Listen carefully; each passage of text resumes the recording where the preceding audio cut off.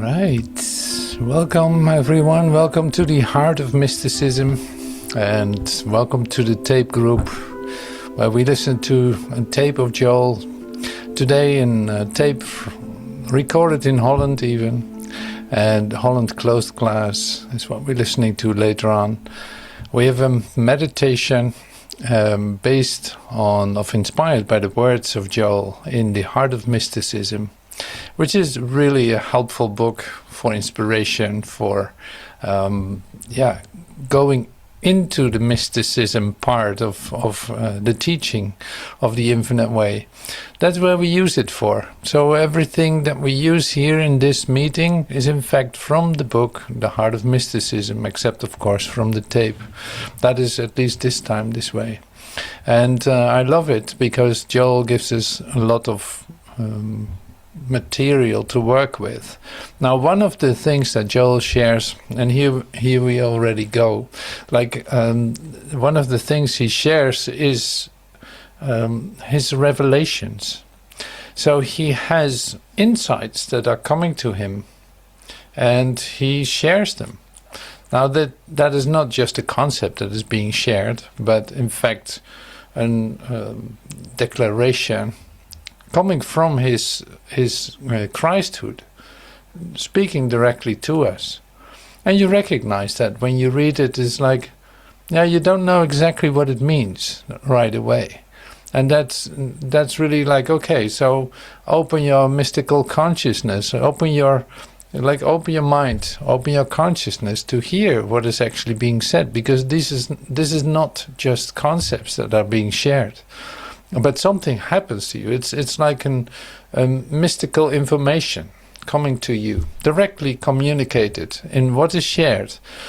Now, this is important. It is important to read that right if you don't want to miss out on so-called the good stuff. Because when Joel brings in one of his revelations, it is basically something you can recognize, or that you recognize as being true, without maybe you having that experience directly.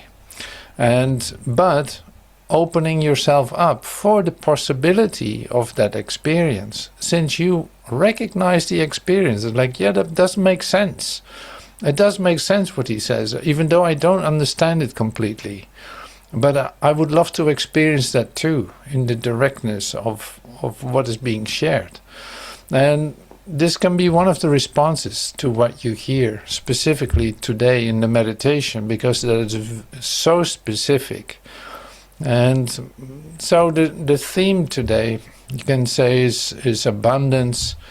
It's supply, it's abundance. It is, the basic principle of the universe is abundance. And everything is there. Everything is there. It cannot possibly miss anything because it's total, it's whole, it's omnipresent, it's everywhere, and everything is present in it. So it cannot miss anything.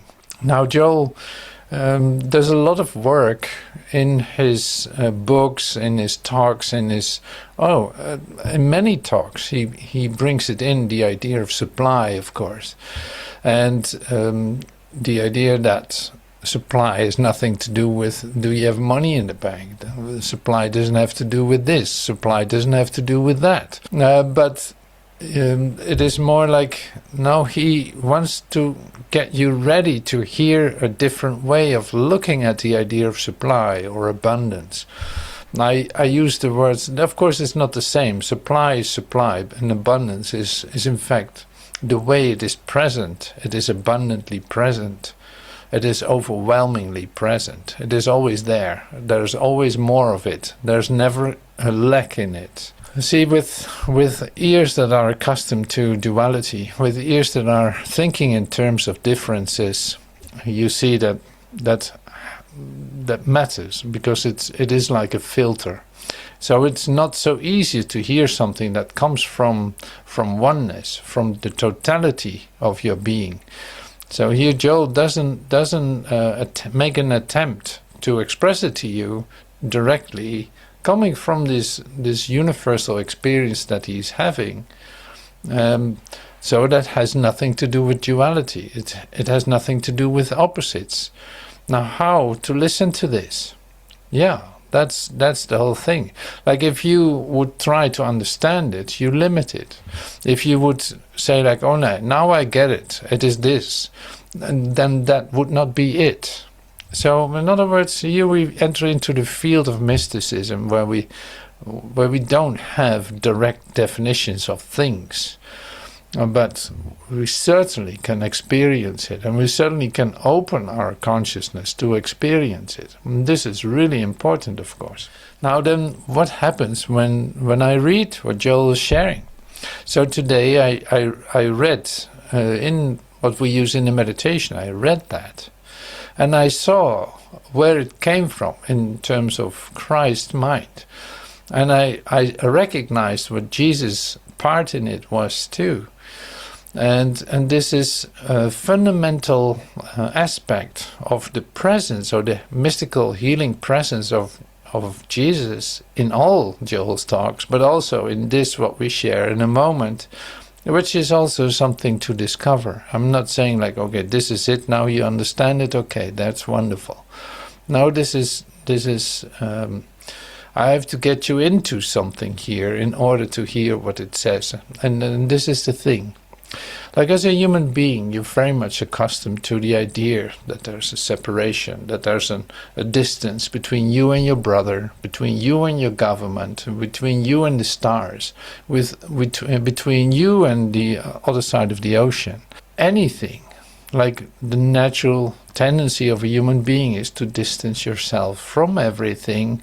That's why you are an individual. You can give descriptions of yourself that makes it uniquely you in your separation as you have defined yourself. This is your self-definition. This makes you, you could say. You see that the distance that I'm talking about is characteristic for the way that you hear, for the way that you see, for the way that you think. And you might not totally be aware of that all the time, but here's the thing, it's like, here Jesus, you can say, is the great space adjuster. And why am I saying that? Well, here, for this, and that is really interesting, if you hear it, it makes things so clear. And that's why I want you to hear this. And because that's why the fun is here. And you will see it too in the meditation. So the spatial adjuster is Jesus. What is space and time? And like, what is space? Space is the distance, right? The distance between what you think of yourself and the other thing, whatever it is, it doesn't matter. Now, we learn that if there's one consciousness and there's an omnipresence, there's a unification. Like, there's literally, it's not even a unification, it is one. There's oneness. That means spaceless, right? There's no space between anything. In truth, there's no space between anything. Now, the space between things, as we are accustomed to it in our humanness, is what time is. Because in fact, when Jesus says like forgive 70 times 7, he literally allows you to have this space between things. In fact, your recognition that your brother could be separate dissolve. In your forgiveness, it dissolves. You discover you're one with your brother. And when you experience your oneness with your brother, you literally have forgiven him. Then it is obvious that there's only one of us, and it makes you indescribably happy.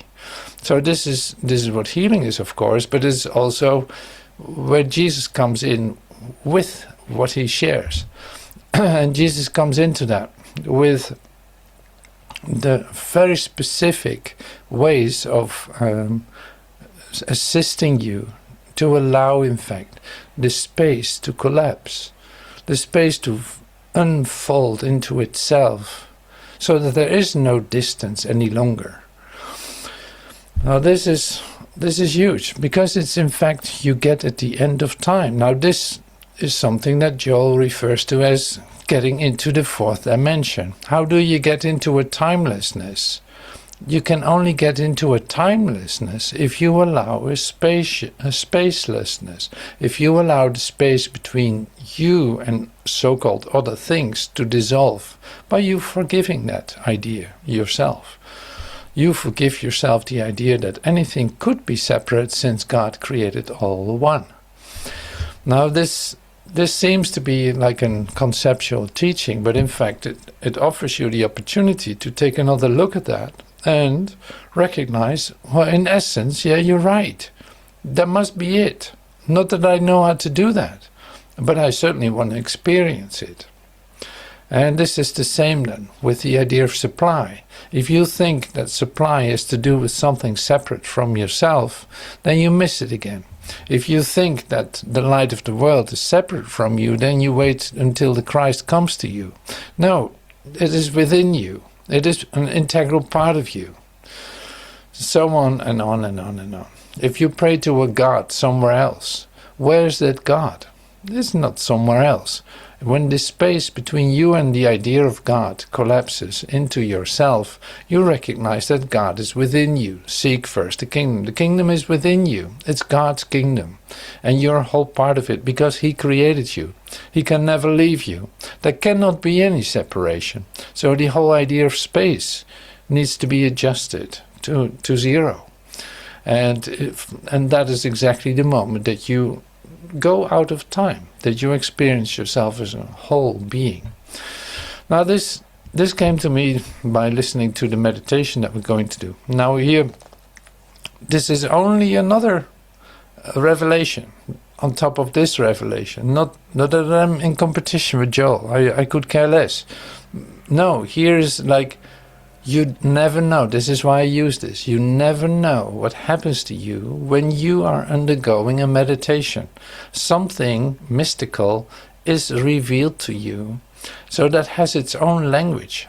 You don't know what that's going to do with you, but it certainly will help you to come to a different understanding at least. It can bring you into knowledge. It can bring you into the realm that you know everything. Now that is of course the omnipresent, omniscient part of yourself. That is also not separate from you. So this integration, that's still going on. Like we're integrating all this. The space between things are dissolved. And here we are. Like there's even not a space between you and supply. And that is what is going to be illustrated here by the meditation. So let's be still with that.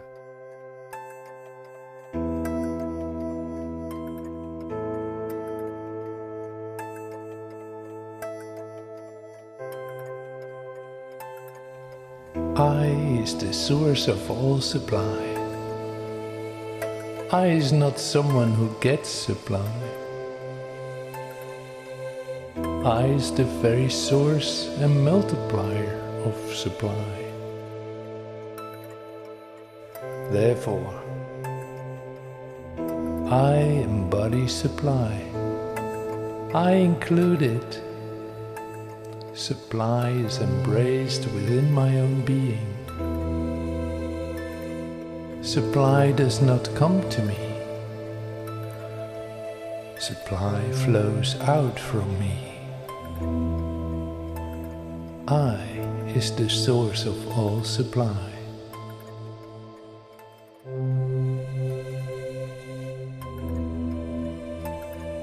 Je suis la source de toute ressource.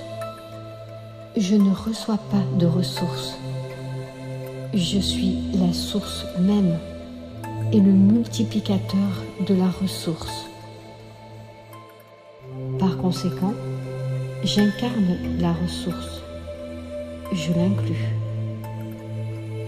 La ressource est accueillie au sein de mon être. La ressource ne vient pas à moi. Elle émane de moi.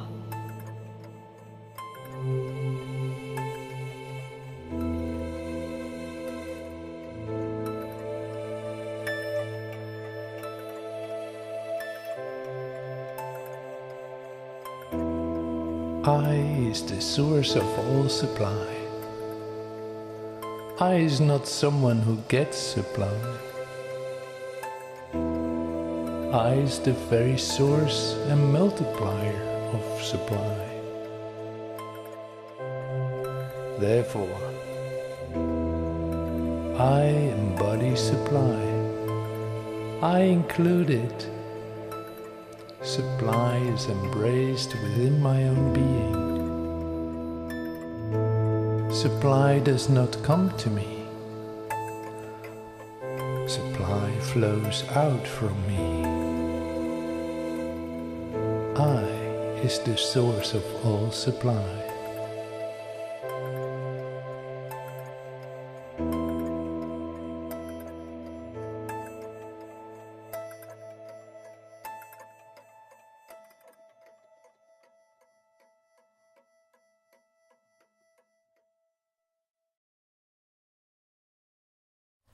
Thank you so much for standing still for a moment. You heard the clock in the back.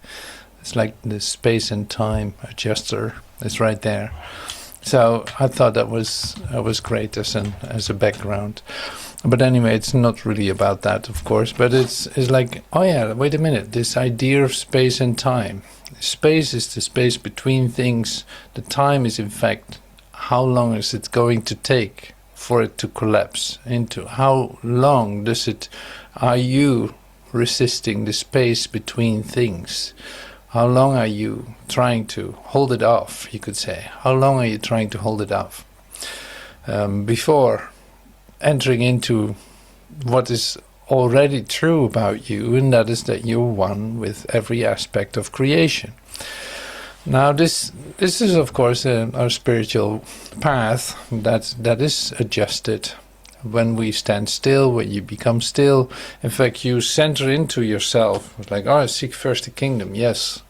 And here's time collapsing, here's space collapsing into you, into your experience of something new that is given to you. A direct communication with or communion, as Joel says, like communion with your source. It is directly. It is because the source is an integral part of you. You're an extension of it. Just like supply is an extension of you, it flows out from you. And so this is all important. Now, in the next sharing that I'm going to do, also from the Heart of Mysticism, the book, I think in August 1957, Joel uses this in one of the letters he writes. And I never used really much of the letters of Joel because I was so connected to the talks. But still, I'm having a great time using them. And so today, you can say, if you would read it just plainly, what I'm going to share with you, you see there's a high St. Francis percentage in what he shares. Like there's a lot of St. Francis inspiration in what he shares. And what do I mean by that? Well, it's like you will see that when I start to share the first slide, but it's like it's better to give than to receive. It's, like St. Francis had this whole prayer connected to the idea of extension, and seeing that there is the glory of God is in the giving, and God only gives. So this is you. You extend yourself. This is where you experience yourself as that what you are, like an infinite source of life. Every extension is flowing through you. That's always the direction. It comes from you and you extend it to your brother, to whoever, and extend it back to God, of course. It's like all for the glory of God. But that's why I love to share this with you. Now I have another connotation with another mystic, since we're in the heart of mysticism. All these mystics are walking around, at least in my consciousness. And here's another one, teaching the Via Negativa, and that's Meister Eckhart. Meister Eckhart shares the Via Negativa in terms of this isn't what love is, that isn't what love is, like always in a negative way stated, in order for you to not hold on to any concept but to go beyond it. So this is important with what we're going to share, because here's the thing, if I would just read it plainly as, oh, this is like St. Francis, it's all just this, it is what he said and all that. You recognize that, and it's familiar, it's kind of comforting to hear it. But here I want to invite you to go a little bit beyond that. It's like there's a whole mystical teaching behind what Joel is sharing, and you can hear that with your mystical receiver, you could say, but you have to go beyond the words. So you recognize that if there's a negative expression as, well, love is not this, and loving your brother doesn't mean this, or whatever the expression is, it doesn't stop there. This is what I try to say, like it doesn't stop there, but you're invited to go beyond it. Now, where you go beyond it isn't written with words, but this is where you are invited to. If I would just sit down and accept, okay, that's not what it is, okay, then nothing would happen. You know what I'm saying? Otherwise, I literally accept it. It's like, okay, it's not there, okay. Now it's like, no, there's an activation of your mind. It doesn't stop there. Now you go take the next step. If it isn't there, where is it? I want to know where it is. I want to know. I want to experience what that is. What is the mystical truth behind all of this? I want to open my ears to actually hear that. Because there will be the information. There will be the recognition that I'm looking for. So that's why I'm saying this many times, but it's not so easy to listen to Joel if you would take his words, if you would try to understand his words and leave it there. No, your mind is being activated. It is not there. It is not in the words, but still there's something there for you. Now you want to know what that is. Invite it. Say it out loud. I want to hear this, or whatever, however you do that. Like, I want to know the mystical truth behind this, because that is going to reveal something to me that will, in fact, align me with the truth of who I am. And just by me asking for it, it can be given to me. So these steps are really important. Otherwise, it doesn't do anything. It is just stated that it's not that, so okay, there you have it. No, it's not that. That means it is something else.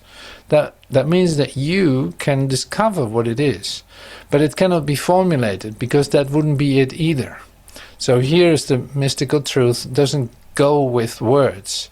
It goes with recognition and with revelation.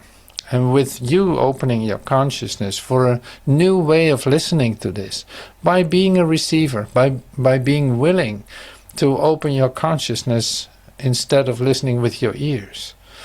So that's really important. So I'm going to share the first. I give you all these introductions into how to do this, but I think it's great to be reminded of it. That's why I'm using it. You see here the first expression. And this is what I said, the St. Francis part. Begin to lose that which you already have in such infinite abundance. Cast your bread upon the waters. Begin to lose instead of holding on. Begin to lose which you already have in such infinite abundance. Cast your bread upon the waters. Instead of seeking love, for instance, love. Be loving. Find some way, some place, somehow to express, to extend love. Instead of seeking cooperation, begin to give cooperation. Instead of seeking blessing, seek to bless. And instead of seeking to get, seek to give. And all these things is like, how can I be loving? I don't know. How can I express love? I don't know. Show me. Like, this is an activation of my mind. Show me how to do that. I don't know. How can I cooperate? How can I be of assistance in this situation? How can I give in this situation? How can I bless in this moment? How can I do that? Show me how to do that. So this is where your activation starts to kick in, you could say. You ask for it. How to do this? How am I supposed to cooperate? How am I supposed to bless you? Like, show me how to do that. So it makes no difference whether you begin with pennies, nickels or dimes, with money or not money. It makes no difference if you begin by giving only 15 minutes of service to someone in need of your service. It doesn't matter in what form it is happening, it is about you actively extending yourself. What counts is that you make the acknowledgement. All that the Father has is mine.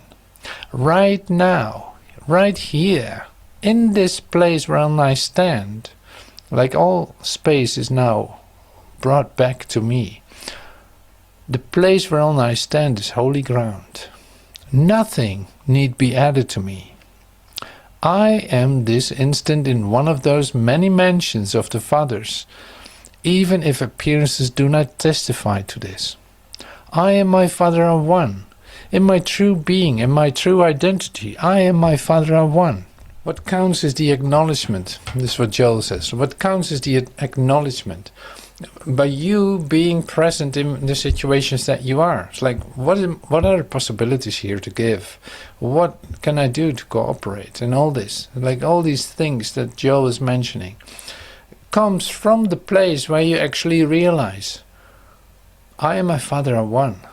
Like the place whereon I stand is holy ground. How do I know that? Is that mouthing the words? No. This is you allowing that to experience for yourself in this instant where you are. When that suddenly comes into your consciousness, the place whereon I stand is holy ground. Something happens. Suddenly you don't have to deny any longer that is the case. That literally space has adjusted. Spaces, you are entering that space, you are exactly where you need to be. Now you extend. Do you need to do something for that? No. But you realize it. It's like you realize it. You're consciously aware of the possibility and you allow that to happen to you. That falls together. Then from there on, it is more the beingness than the doingness. Alright, so you see the words that we use in mystical teaching, you could say, the words that we use always are a bit funny, because it never tells you exactly what it is. Like place and time come together. You're in a holy place, you realize it and you can extend it now. What does that extension mean? Just to be that. Just to realize that. Just to be aware of it. Very simple. That is not being some kind of savior performance. No, this is very still. It's presence. Very powerful, of course, because all power is given unto you in heaven and on earth, by you allowing yourself to literally be present in the place that you find yourself, with no mind distracting you, with no mind pulling you out, with no mind associating with the past. No, just present, just right here, right now. That's all. Just like this. So that is so beautiful that Joel teaches it this way. I love it. All that the Father has is mine. Like I'm in a very good place. All that the Father has is mine. Like it is overly abundant here. Right now, the place whereon I stand is holy ground. Nothing need be added to me. I'm fulfilled in my totality. I am present here in my totality. I am in the house of my Father. And then what is the place of appearances in this? It has no place in this. It doesn't matter how it looks where you find yourself. It doesn't matter the scenario that you apply this in. It is not that you have to fix the situation with it or anything. No, this is a matter of presence. How lovely and simple is that? In my true being, in my true identity, I and my Father are one. Wow. So God's nature is available to all who seek it. That's an activity. You seek it.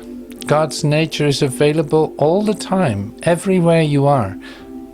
When you seek for it, it can be given to you. God's will is done on earth as it is in heaven, and there is no other will.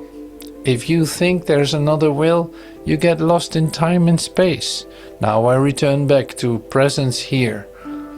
I and my Father are one. All that the Father has is mine. Can I lack something? No, of course not. Can there be sickness and pain and death? No, that's impossible. If I stand exactly in this place, that cannot be a reality, no matter what the appearances look like. God's will is the only will. God's will is the only will being done on earth as it is in heaven. The space adjuster, as I called him, we call Jesus the space adjuster, says like Jesus performed in his sojourn here in time and space, he literally performed the idea that there's only God's will. He fulfilled that. He fulfilled that completely. He accepted God's will as his own. Now this is an invitation to you to do the same, but by his doing that, he fulfilled it for all the sonship, for you too. That's why he's called a Savior. So it is like, now you don't have to do anything, it is done for you. Literally, you only have to realize that it is accomplished within you in order for it to work through you. And this is directly at your disposal. It's directly available to you. Right here, right now. That's why Joel is telling you this. That's why this is so beautiful how this comes about. Like it is, God's will on earth is accomplished. You only have to stand still and accept that. In the situations that you find yourself, when you do that, everything is healed. Everything becomes whole, because it is already whole, because the will of God is accepted. God's will is whole. That's the only will there is. There's no other will. If I decide to follow my so-called my will, my human will, if I follow that will, I get lost in space and time and will return back to the exact same spot again. So this is what Joel shares too. Okay, I'll keep an eye on the time. So there's another expression here. You see how lovely this is. This is just a few words from the talk, or from the letter from August. Here and now, God's presence fulfills me. God's presence is the fulfillment of my whole life.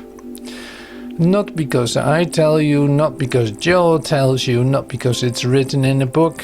No, it's because it is. God's presence is the fulfillment of my whole life. To experience the realization of the presence of God is to have my whole life fulfilled. What do I need to do for that? Stand still. Listen. Allow God's will to be your will. Don't think that there's something else going on. God's grace is my sufficiency in all things, because when I realize this, the grace of God dawns upon my consciousness, and I feel that my sufficiency is in all things. Everything is fulfilled. Omnipresent where I am. It is not absent from me. It cannot be absent from you. It does not have to be attained. It is already present. It only needs to be realized, and then it is my sufficiency in all things. Now Joel comes back then to the abundance of that expression, in fact, of that state of being. So this is lovely to to recognize, like, this is what we do. This is how that comes together. This is our practice. We stand still for a moment, allow that to become whole, to literally to allow that to be revealed to us in every situation that you are aware of, that you suddenly realize, oh, I have an option here. Whether your trigger is a difficult situation or whatever it is, it doesn't matter, because it has in fact nothing to do with that. Anything can remind you of an alternative. Like, this cannot be it, there's something else. Now, what is that? See, this is the negative expression. This cannot be it. What I'm seeing cannot be it. I see lack, limitation, and disease and disaster. This cannot be it. It can never be what God created for me. So I come back. And now my mind is activated. My consciousness is activated to ask and to seek, so that an alternative can come to me. And here it is given to me. By the grace of God, it is coming to me, not by my doing. It is by my invitation. I'm asking for it. Show me what that is. Show me what it means to be present right here and now. Show me what options I have here in this situation that I describe as difficult, or that I don't know how to respond to at all. Show me how I can give in this situation. Show me how I can be of support, how I can cooperate. Very simple, very practical. Now here, in my realization that I'm standing on holy ground, it starts to make a lot of sense. I allow something else to happen to me, and everything changes, because now I'm not depending on my uncertain alternatives that I came up with, my plan B's and C's. No, here it is. This is a whole new vision that comes to me in this moment, just by the asking. That is so lovely about this. And that is available to you. By your acceptance, it can come to you. Because the will of God on earth is fulfilled. Like when one Son of God is accepting it, like Jesus did, it was fulfilled for all of us. Now that is good news. It is accomplished. It is done. I can experience that by accepting that that is so. Here it comes. I accept. Show me what that is. Show me what that means. Here it is. There's no exception to the will of God. No. It's happening right here, right now. I'm standing on holy ground. I'm in one of the mansions of my Father's house. I can't go wrong. Total certainty is given to me in this instant. And here's where healing takes place. This is the mystical teaching that Joel is teaching in every letter and every tape. Brought down to the very core of it. All right. Thank you so much for coming with me in this moment of the heart of mysticism. So we're going to continue the extension, because by you receiving this, by you hearing this, what Joel is going to share with us, you extend it. You give it away by receiving it. You don't have to do anything for it, just be open. And how lovely is that? Good evening.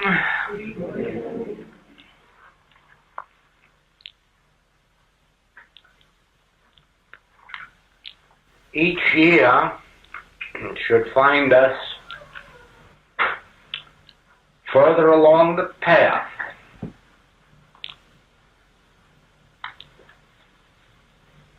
But this is not a simple matter, because it isn't always clear what our path is.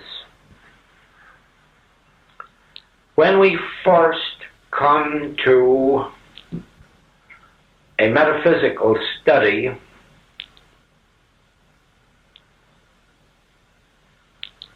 we expect really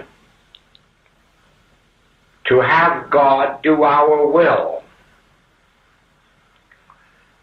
to satisfy our needs,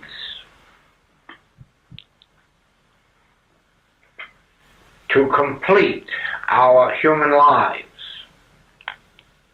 we think in terms of using truth. Using truth, why? To have it do something for us. To have it give us something. To have it heal something. And for a while, this really seems to work. We have a measure of success with it. Not realizing that we have not entered a spiritual path, but that we have entered a mental path where we can make the mind obey our will. Unfortunately, the metaphysical movements have adopted a religious language, so that at first we are fooled into believing that mind is God, and that because we can direct our mind, that we can direct God. And of course this isn't true. It is only when we start to realize that there is a spiritual path separate and apart from mental energy or mental powers that we also begin to understand why the Master taught, "Not my will be done, but thine." Why he taught, "Take no thought for your life, what you shall eat or what you shall drink. Your heavenly Father knoweth that you have need of these things." We begin to understand that there is a realm of consciousness in which we do not use God, but in which we surrender ourselves to God. We give ourselves and our will and our desires over to God, that we may be used as instruments for God's glory. It is on this path that we now meet. On this path of coming into conscious oneness with God, so that the life of God may be made evident in us and through us, that the will of God may be expressed in us and through us, that God's glory may be made evident on earth.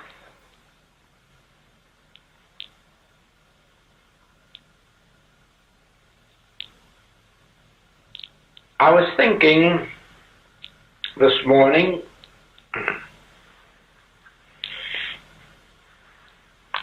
as we did a little automobile driving along the waterfront, the fishing village,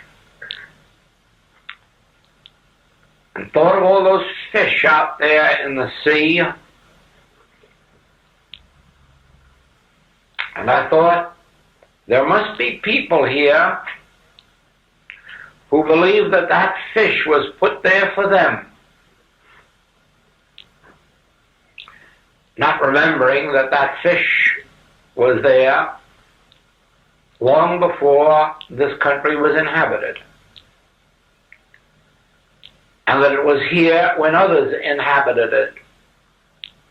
In other words, that it wasn't placed here for you or for me, it was placed here for God's glory, as a fulfillment of God's plan.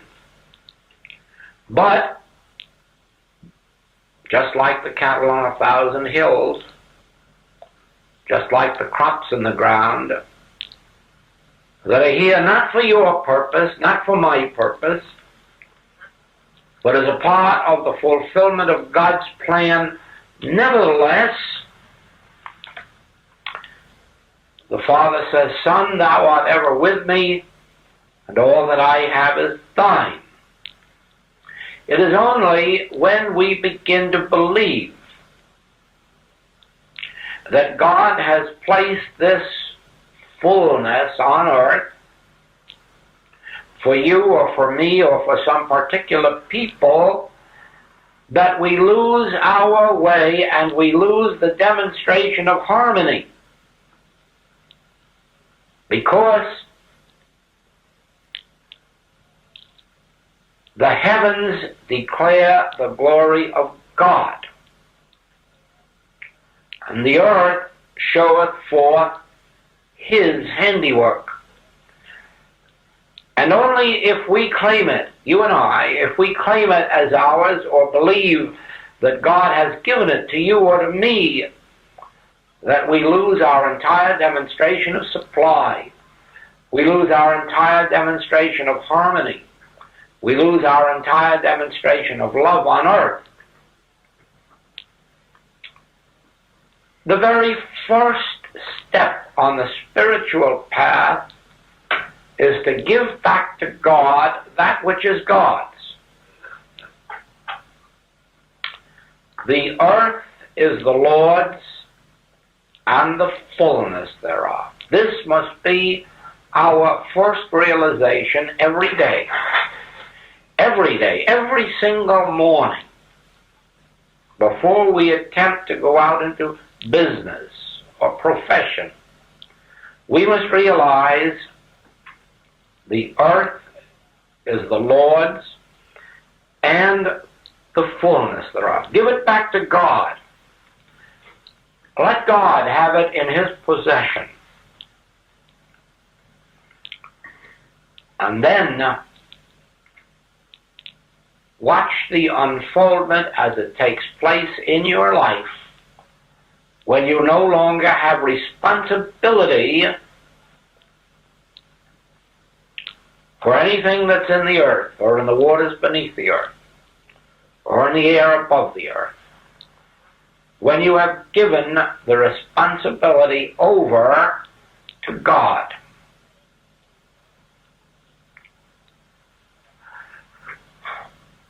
The very peace of God begins to descend upon us in the moment that we release this earth and all that is in it to God. From God it came, unto God it returns. And if you watch the human history of only the last dozen centuries or 24 centuries, you will find how at one period it seems to belong to one people, at another period to another, how even whole countries change ownership.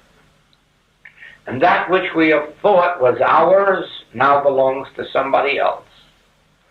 That which we thought was somebody else's now comes to us. And so we find that nothing remains as our permanent possession, but that we have the use of all that God has created and all that has appeared here on earth. But first comes the necessity of realizing that the sun, the moon, and the stars are there, not for you or for me, but to show forth God's glory. We are then to realize that everything that exists in the earth, on the earth, and beneath the earth is here for the purpose of showing forth his handiwork. Thine is the kingdom and the glory and the power. And as we surrender all of this, we now bring ourselves into harmony and into abundance, because We are heirs of God. We are heirs of God, joint heirs to all the heavenly riches. And having acknowledged this, our good begins to unfold day by day as a natural heritage from our Father. So it is. We strive in our earliest metaphysical days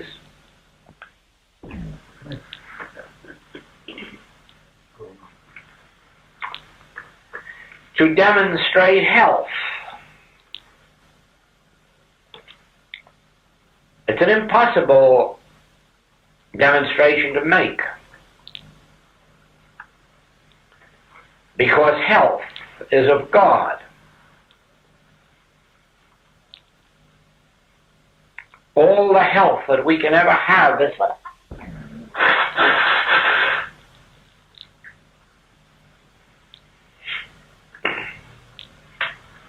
just as the supply, so the health. All of the health that we can ever have is the health of God, to show forth God's glory.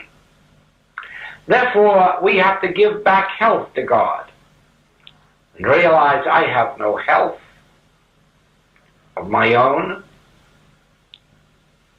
just like I have no wealth of my own. The earth is the Lord's and the fullness thereof, and all the health and all the harmony is God's.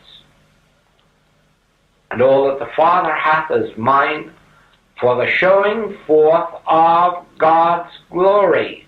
And therefore the only reason that we can ever be healthy is not that we may have health, but that God may be glorified in us. Just remember, God is not glorified in your disease. God is not glorified in your death. God has no pleasure in your dying. Turn ye and live.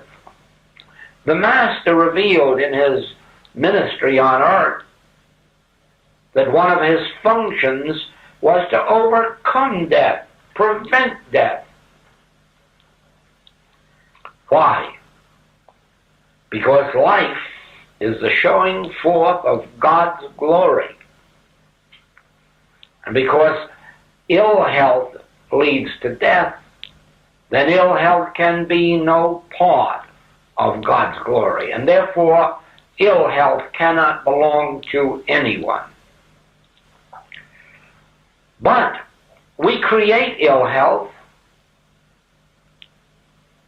just as we create poverty when we start to think of mine, when we start to possess that which belongs to God.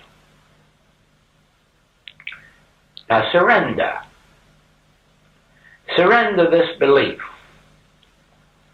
that health is yours, and begin to realize that health is a universal state of being that belongs to all of us, so that we may show forth God's glory. Health is the showing forth of God's glory, and therefore it is a part of our heritage. We do not earn it or deserve it. It is ours by right of inheritance. It is ours by right of the showing forth of God's glory. To claim something for ourselves would be almost as if we were to claim it for me and leave you out. As if God could give one of us something and leave somebody else out. No. No, there's no provision in the kingdom of God for leaving anyone out of His grace. And when we find ourselves outside of God's grace, it has been man's fault, not God's fault. man has withdrawn himself from God's grace. He has not been disinherited or disowned. But let us begin to understand that we have sinned in claiming something for ourselves which is a universal gift of God to every child of God. Health isn't yours or mine. Health is a gift of God unto all of us, universally, impersonally, impartially. There is no such thing as the health of one or the disease of another in the kingdom of God. In the kingdom of God, we are heirs, joint heirs.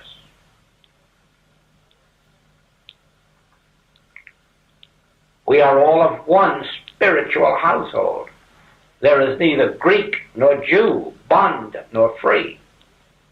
We are one in our spiritual identity. And we are one in the wealth of God. We are one in the health of God. We are one in the family of God. Therefore, God's grace envelops us. God's health is the health of our countenance. God's infinite abundance is ours.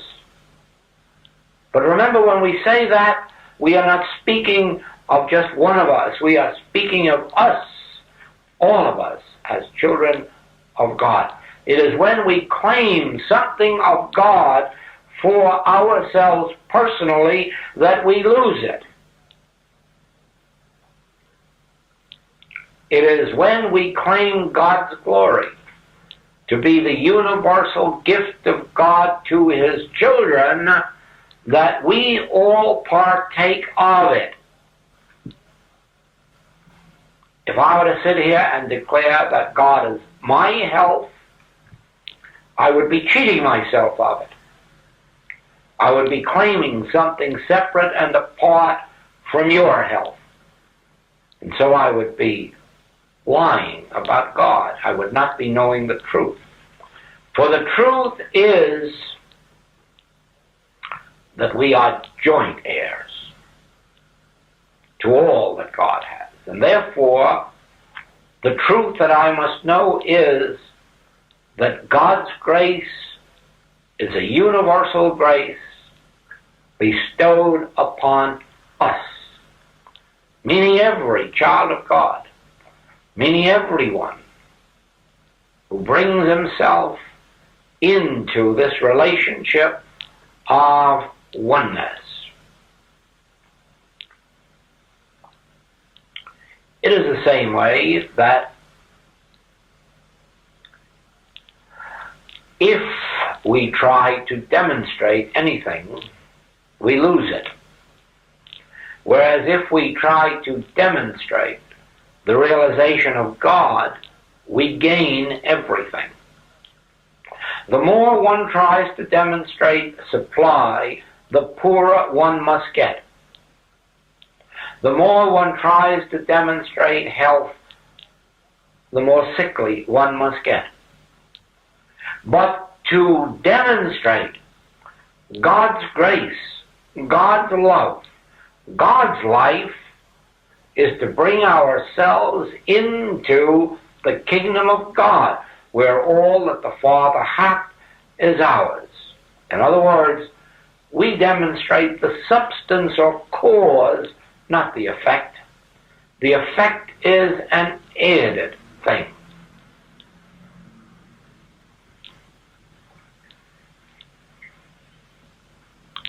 In my mail today was a letter from a man saying that he was having so much difficulty with supply and was trying so hard to demonstrate it, but it was growing less. Well, that was right in accord with the law, just the way it has to be. The more he would try to demonstrate limitation, the more limitation he would have. But in attempting to realize God and the love of God and the life of God, the more he would try to realize that God is your Father and my Father, not just claim something for himself, the more he would come into this brotherhood of love, which is divine sonship. The fatherhood of God means the brotherhood of man. And to try to separate ourselves from each other is the cause of the wars of the world, and the religious wars of the world, and the economic wars of the world, each one thinking in terms of me and of mine, instead of thinking in terms of the fatherhood of God and the brotherhood of man. Now, this becomes practical, very practical, in your own life,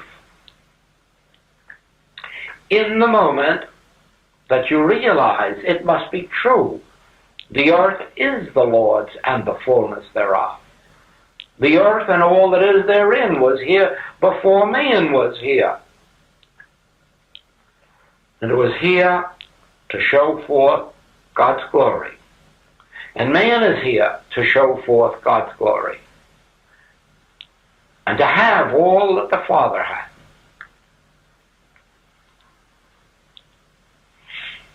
Now, you find that as you begin to face life in this way, you are not trying to mold God to your will. You are not trying to make God do something for you. You are yielding yourself into God's grace. You are surrendering yourself to God's will. We don't have to be afraid of that, for God's will for man is good. This is demonstrated in the entire ministry of Christ Jesus. His entire ministry was to heal the sick, teach the truth, feed the hungry, and forgive the sinners. And so it is that God's will for us is good. It is God's will that we be forgiven. It is God's will that we live eternally. It is God's will that we have the abundance of the Son of God. And therefore, we need have no fear in surrendering our desires, our will, our wish. Nevertheless, not my will, but thine be done. And then to live constantly, consciously in the realization, whether you are seeing the sun or the moon in the sky, whether you're looking out at the sea and thinking of the abundance of good that's within that sea, whether of fish or of coral or of pearls or of salt. Yes, I will interrupt myself for a moment to show you something new that's coming out of that sea. You know, a year ago, you were reading in the newspapers about the explosion of population. Many of you perhaps don't remember. You haven't seen it in the newspaper for such a long time that perhaps you've forgotten what that was all about, the explosion of population. Well, the explosion of population was that so many people were being born all over the world that we could no longer support them. There wasn't enough food for them. And so the question was put up to the greatest brains in the world: how shall we meet this problem? And they came up with a solution. We'll murder most of the population.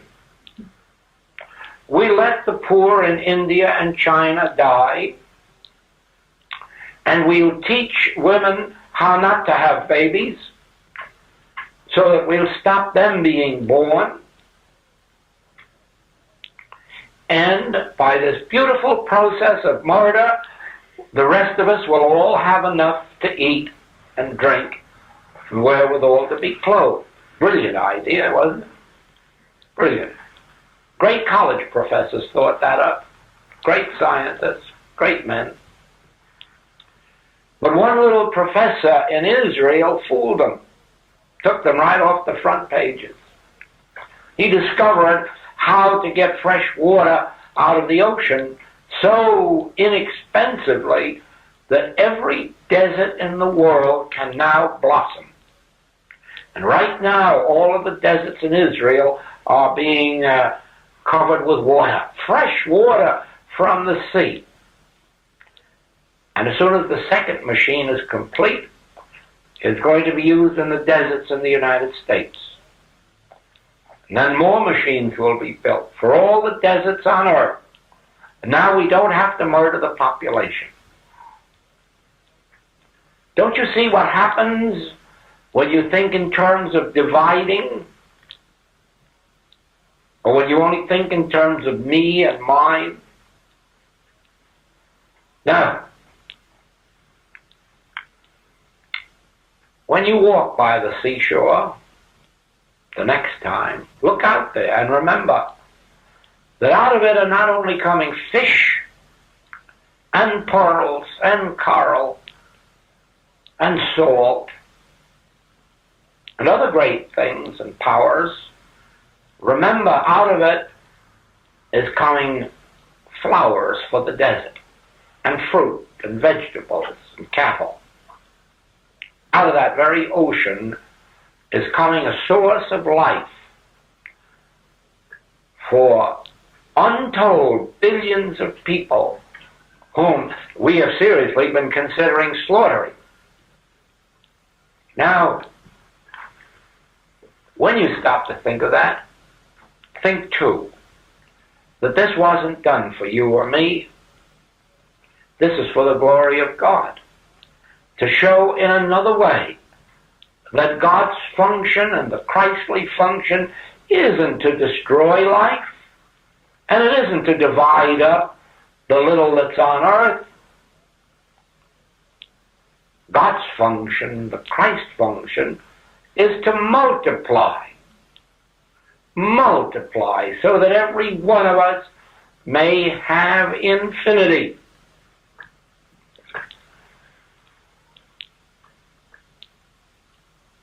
You see, for a professor or anyone else to have come upon this discovery, he couldn't have been thinking in terms of dividing up and killing. He was thinking in terms of a solution to the problem, a solution that involved living. And living is God, for God is life. And so this man was thinking of God and life, and he brought forth the secret of fresh water from the sea. So it is that every time that we sit down to think in terms of my supply, we're just thinking in terms of getting somebody else's supply. We're not much concerned where we get it from or who from. Our concern is merely that we get it. But think of the difference in your life when you do not think of getting, but think in terms of living and giving and sharing and bringing forth more of God's abundance on earth. Not just to me or you. Show forth God's glory on earth. Now everything exists to show forth God's glory. Even the electricity that they used to kill people with really was meant to show forth God's glory. Man perverted it. Einstein, before he surrendered the secrets of the atom, was promised that it would never be used for war purposes because he knew what a blessing it could be to this world, but he knew what an evil person could do with it in the wrong direction. all of this secret of the atom is to show forth God's glory. And only man in his perverted mind perverts the use of it and uses it for destructive purposes. Come to see that everything exists to show forth God's glory. Be sure once in a while that you look up at the sun and the moon and the stars and realize that these are here to show forth God's glory, and walk by the sea and walk out in a park and begin to realize all of this you are gazing upon is here to show forth God's glory. And then try to think of yourself in the health which is naturally and rightfully yours. And remember that it is so, not for you or me, but to show forth God's glory. Only in our health and youth and vitality do we show forth God's glory. In our sickness, in our disease, and in our age, we just show forth man's perversion of God's glory. And it all came about because we believed that health could be mine, or youth could be mine, or vitality could be mine, when in reality it is God's, and it's meant to show forth God's glory in your body and in your mind. Just as the sun and the moon and the stars are to show forth God's glory up on the skies, and all that is in the earth and in the waters beneath the earth are to show forth God's glory on earth and beneath the earth, so it is that health, harmony, vitality, youth, joy, peace, all of this is to show forth God's glory. Thank you, Joel, for sharing this with us today. And so it's all for the glory of God, to show the glory of God. So thank you, Joel, for sharing that with us. So I also want to thank you for being present here today in this Heart of Mysticism meeting, and I hope to see you in the next episode. Thank you for everything. I'm going to play some music, and we see each other before you know it. Thank you for everything. Thank you so much.